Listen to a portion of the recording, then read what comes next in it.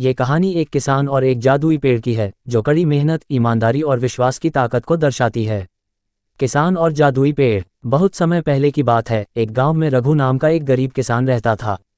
रघु ईमानदार, मेहनती और अपने काम से संतुष्ट रहने वाला व्यक्ति था, लेकिन उसकी हालत बहुत खराब थी।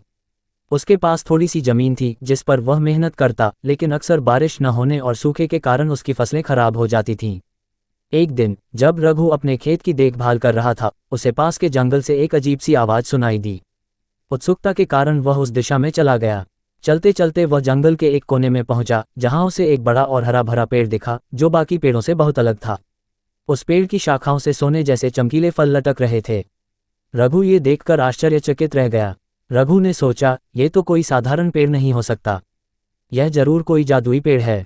अगर मैं इन फलों को ले जाऊं तो शायद मेरी गरीबी दूर हो सकती है।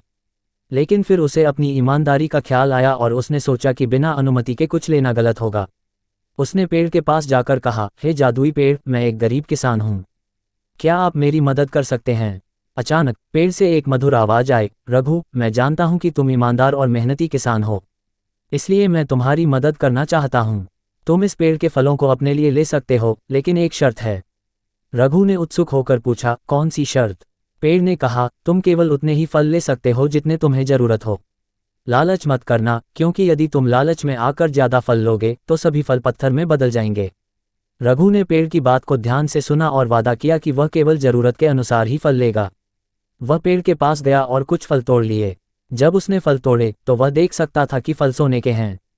वह उन फलों को लेकर अपने घर वापस आ गया और उन्हें बेचकर अपने परिवार की जरूरतें पूरी करने लगा। धीरे धीरे उसकी हालत सुधरने लगी।